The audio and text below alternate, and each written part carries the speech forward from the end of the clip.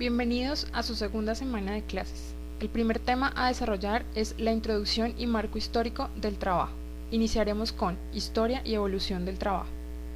En la antigüedad, el trabajo humano se caracterizaba por atender solamente elementales niveles de subsistencia en los que cada familia procuraba satisfacer sus propias necesidades. Las actividades laborales que desarrollaban los hombres en el mundo antiguo se podían dividir en agricultores, siervos, esclavos y artesanos. Agricultura y pastoreo. El avance de la civilización y la aparición de organizaciones sociales caracterizadas por el asentamiento de las familias impuso la realización de tareas agrícolas y ganaderas. Los instrumentos de producción que se utilizaban dependían de la fuerza muscular del hombre, que era ayudado por los animales a los que había logrado domesticar.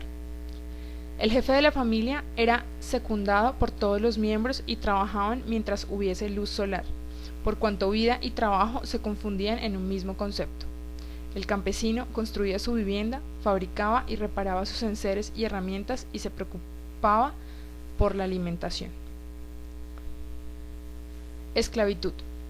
En forma paralela y como resultado de las continuas guerras de conquista, se fue generando la esclavitud. Los derrotados eran tomados prisioneros para ser utilizados como esclavos en minas, talleres o reparación de caminos. En esa época lo habitual para evitar peligros y molestias era matar al prisionero, por lo cual la esclavitud llegó a ser considerada como un acto humanitario, que incluso fue reglamentado por el derecho romano. Es decir, la esclavitud era una pena de muerte conmutada en cautiverio. Los esclavos eran considerados como una cosa u objeto, y no como seres humanos, y como tal su fuerza de trabajo era alquilada, siendo la utilidad de la locación para el dueño del esclavo. La posesión de los esclavos era un hecho habitual, natural, considerado lógico, en tanto que la idea de establecer la abolición de este estado de cosas era considerada como artificial e impracticable. Quien sentó el principio básico que destruye toda estructura de la esclavitud fue el cristianismo, al establecer la igualdad sustancial de los hombres, que por cuestión de intereses fue concretada recién en el siglo XIX.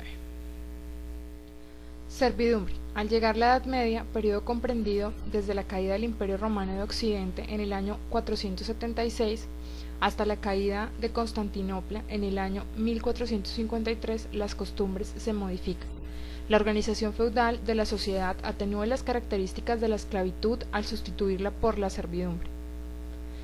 Los hombres se agrupan alrededor de alguien sumamente poderoso, celebrando un contrato de alianza o feudo, por el cual el señor feudal se compromete a proteger y defender a los siervos y a sus familias a cambio de la obligación de estos de prestar servicios, por lo general en trabajos agrícolas.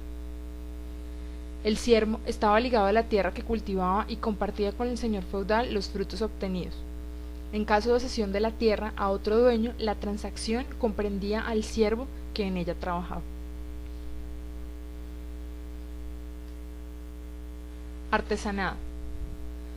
Paulatinamente y como consecuencia del desarrollo de las ciudades se van formando grupos de personas que pertenecían a un mismo gremio: herrero, talabartero, platero, entre otros, constituyéndose así corporaciones, instituciones características del medioevo originadas en el siglo XI y que se desarrollan notablemente en el siglo XII y en las cuales se establecían condiciones de trabajo minuciosas y obligatorias para todo el gremio. La producción se realizaba fundamentalmente en forma familiar y aquellos que no pertenecían a la familia del maestro vivían con él como si lo fueran. Los integrantes de las corporaciones trabajaban en pequeños talleres y de acuerdo a las rigurosas reglas del oficio, siendo la jornada de trabajo de sol a sol. La característica principal del artesanado radicaba en que el productor era propietario de los sencillos instrumentos que utilizaba quien ponía su esfuerzo de trabajo. Además, era importante la pericia del trabajador que la acción de los instrumentos, a tal punto que la cantidad y calidad de la obra dependían de la aptitud del artesano. La revolución industrial. En esta época que surgen los primeros elementos de la división de capital y trabajo, que habrían de asentarse en la etapa siguiente, las materias primas las adquiría quien efectuaba la primera fase del proceso y luego pasaban por manos de quienes completaban las etapas subsiguientes hasta llegar al empresario que colocaba el producto en el mercado vendiéndolo al mejor postor. La revolución industrial presentó como signo distintivo la introducción de modificaciones de fondo al sistema económico y consecuentemente al sistema social de la época. Fue en Inglaterra donde se dieron las condiciones para la industrialización debido a la circunstancia de lograrse notables progresos técnicos. En 1760 la creación de la máquina de vapor por James Watt generó el desarrollo de numerosas actividades industriales y el agrupamiento de gran número de trabajadores, en especial de la industria textil. En 1762 comenzó a utilizarse la iluminación a gas de carbón, lo que posibilitó la realización de tareas nocturnas. Las máquinas de vapor también se aplicaron al transporte, en navegación y ferrocarriles. El consecuente desarrollo vertiginoso de la industria del hierro y el mejoramiento de las comunicaciones a través del telégrafo fueron el cimiento de la industria moderna. Rápidamente se multiplicaron las fábricas y los molinos. Miles de campesinos abandonaron los campos y se genera la existencia de grandes concentraciones de obreros en tareas fabriles. Se verifica también el desordenado desarrollo de las ciudades que en muchos casos se convierten en sinónimo de hacinamiento y contaminación. El exceso de mano de obra a causa de la migración y de progresos tecnológicos y de las periódicas crisis de sobreproducción por el afán de acumulación de riquezas que inspiraba a la nueva clase de propietarios generaron situaciones de explotación y miserias graves.